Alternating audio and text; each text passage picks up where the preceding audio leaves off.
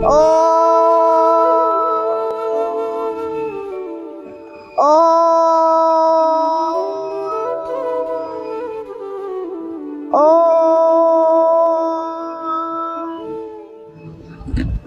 ఏంటక్క ఏం చేస్తున్నావు? ఆడుకుందామని చెప్పి నేను యోగా చేస్తూ వర్ణమాలలో ఉండే అక్షరాలతో ఆడుతున్నాను చెల్లి. వర్ణమాలతో ఆటలా? అదేలా?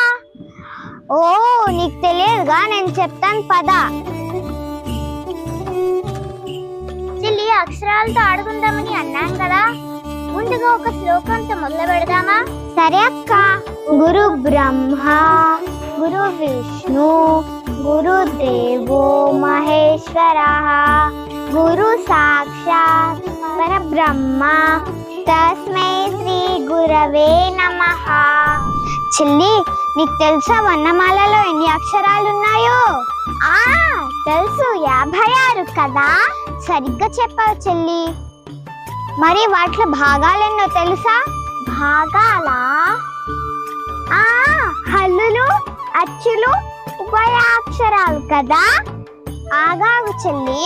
మొదటిది అచ్చులు, రెండోది హల్లులు, మూడోది ఉభయాక్షరాలు. అవునా?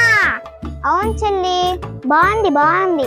కాకపోతే అచ్చులలో హల్లులలో కూడా భాగాలు ఉన్నాయి తెలుసా నీకు? అచ్చులలో హల్లులలో భాగాలా? తెలియదక్క. అయితే చెప్తాను విను. మొదటిది హ్రస్వాలు, రెండోది దీర్ఘాలు, మూడోది కంఠతాళవ్యాలు, నాలుగోది కంఠోష్యాలు. అవునా అక్క? అవును చెల్లి. ఒక మాత్ర కాలంలో ఉచ్చరించే అక్షరాలు హ్రస్వాలు. ఆ, ఈ, ఊ, రు, ఏ, ఓ. రెండు మాత్రాల కాలంలో ఉచ్చరించే అక్షరాలు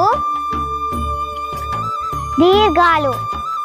ఆ, ఈ, ఊ, రు, ఏ, ఓ. కంఠతాళవ్యాలు. అక్క కంఠ తాళం ఏంటి? అబ్బా తాళం కాదు, కంఠ తాళవ్యాలు అంటే దవడ సాయంతో పలికే అక్షరాలు. అవి ఏ ఏ ఐ. పలుకు ఏ ఏ ఐ. సరిగ్గా పలికాం. ఇప్పుడు కంఠోష్యాలు. అవి ఓ ఓ ఔ. ఇప్పుడు చెల్లి మనము అచ్చుల్లో భాగాలు నేర్చుకున్నాంగా, ఇప్పుడు హల్లుల్లో నేర్చుకుందాం. సరే అక్క. నీకు హల్లులలో ఎన్ని భాగాలు ఉన్నాయో తెలుసా చెల్లి? హల్లులలోనా? తెలియదక్క. 7 భాగాలు ఉన్నాయి. మొదటిది కఠినంగా పలికే అక్షరాలను పరుషాలంటాం. క, చ, ట, త, ప. పలుకు క, చ, ట, త, ప. తేలికగా పలికే అక్షరాలు సరళాలు. గ, జ, డ, ద, బ. పలుకు గ, జ, డ, ద, బ. వర్గమూలలో ఉండే ఒత్తు అక్షరాలు వర్గయుక్కులు. ఏంటిదక్క? ఉండు చెప్తున్నా. ఇవి మహాప్రాణ అక్షరాలు. మహాప్రాణ అక్షరాలు. సరిగ్గా చెప్పావు. నువ్వు వీటిని పలికినప్పుడు మన పొట్టలో కదలికలు గమనించుతావు. ఒకసారి పలికి చూడు. ఖ, ఖ, ఘ, ఘ, ఛ, ఛ, ఝ, ఝ, ఠ, ఠ, ఢ, ఢ, థ, థ, థ, థ, ఫ, ఫ, భ, భ. వీటిని మహాప్రాణ అక్షరాలంటారు. వర్గమూలలో ఉండే ఒత్తు అక్షరాలని వర్గయుక్కులు అని పిలుస్తాం. చెల్లి ఈ మహాప్రాణ అక్షరాలు పలికేటప్పుడు నీ పొట్టలో కదలికలు గమనించావా? అయితే సరే. ఇప్పుడు అనునాసికాలు. ముక్కు సాయంతో పలికే అక్షరాలని అనునాసికాలు అంటారు. దీన్ని బయటికి ఊదుతూ పలికే అక్షరాలు.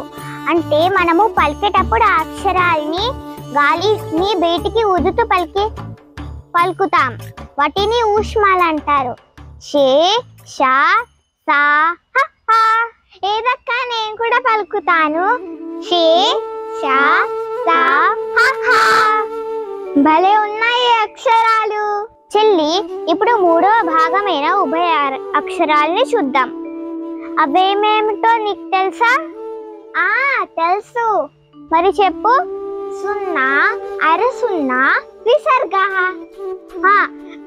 అరసున్నా అనేది మనం సంస్కృతంలో వాడతాం. సున్నా అరసున్నా సున్నా విసర్గ ఏమో మనము వాడేది. అవునా అక్క? అవును చెల్లి. నీకు తెలుసా 4 అక్షరాలు తీసేశారు. లుల్లు, ఛ, ఝ. అక్క ఆకలేస్తుంది అక్క. చూసావా చెల్లి, వ్యాయామం జరిగింది. అవునక్క. అందరికీ మా ధన్యవాదాలు.